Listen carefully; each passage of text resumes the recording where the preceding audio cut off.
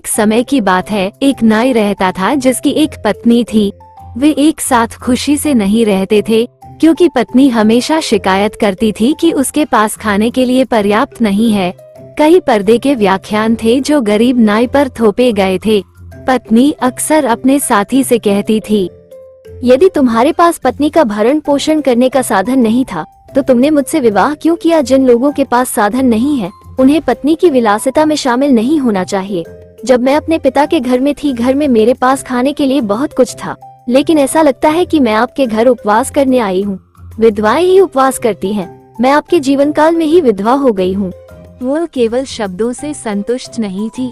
एक दिन उसे बहुत गुस्सा आया और उसने घर की झाड़ू से अपने पति को बहुत मारा। शर्म और अपनी पत्नी की पिटाई के कारण खुद से घृणा करते हुए उसने अपने शिल्प के औजारों के साथ अपना घर छोड़ दिया और कसम खाई कि जब तक वह अमीर नहीं बन जाता तब तक वो कभी वापस नहीं आएगा और अपनी पत्नी का चेहरा नहीं देखेगा।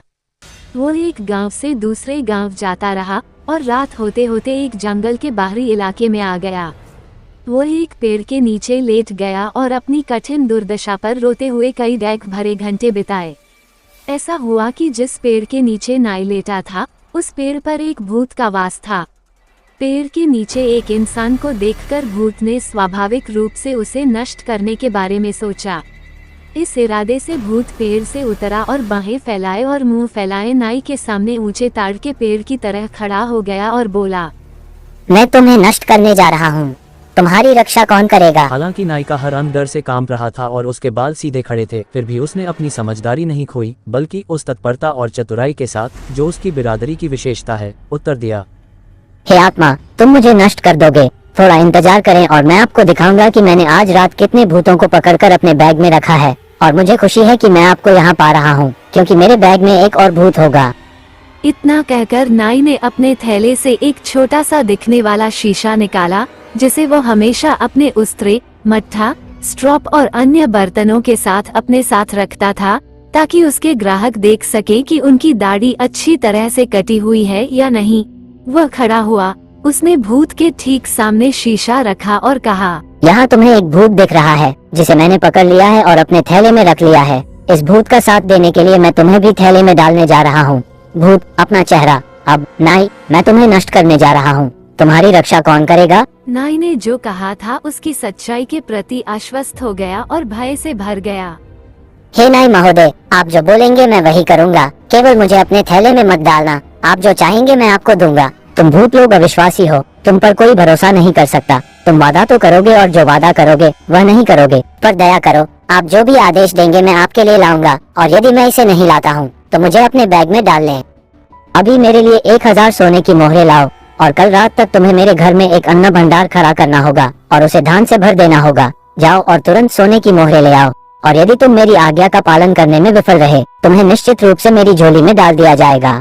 भूत ने सहर्ष शर्तें मान ली। वह चला गया और थोड़ी ही देर में 1000 सोने की मोहरों से भरा थैला लेकर लौटा। सोने के मोहरों को देखकर नाई अत्यधिक प्रसन्न हुआ। फिर उसने भूत से कहा कि वह ये सुनिश्चित करे कि अगली रात तक उसके घर में एक अन्न भंडार बन जाए और वह धान से भर जाए। सुबह के कुछ घंटों के दौरान भारी खजाने से लदे नाई ने उसके घर का दरवाजा खटखटाया। उसकी पत्नी, जिसने गुस्से में अपने पति को झाड़ू से मारने के लिए खुद को धिक्कारा, बिस्तर से उठी और दरवाजा खोल दिया। उसे बहुत आश्चर्य हुआ जब उसने देखा कि उसके पति ने बैग से सोने की मोहरों का एक चमचमाता ढेर बाहर निकाला।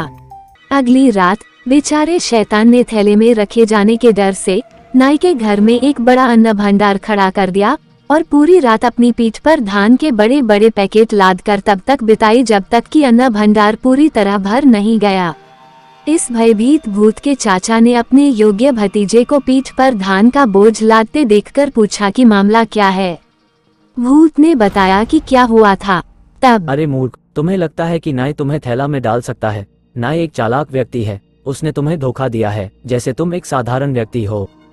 तुम्हें संदेह है? भतीजे भूत ने कहा, नाई की शक्ति, आओ और देखो।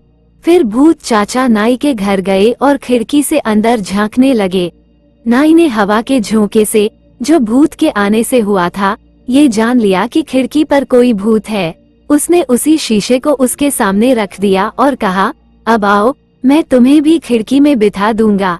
भूत चाचा ने शीशे में अपना चेहरा देखकर बहुत डर गया और उसी रात वादा किया कि वो एक और अन्न भंडार खड़ा करेगा और उसे इस बार धान से नहीं बल्कि चावल से भर देगा। इसलिए 2 रातों में नाई एक अमीर आदमी बन गया और अपनी पत्नी के साथ बेटे और बेटियां पैदा करके खुशी से रहने लगा।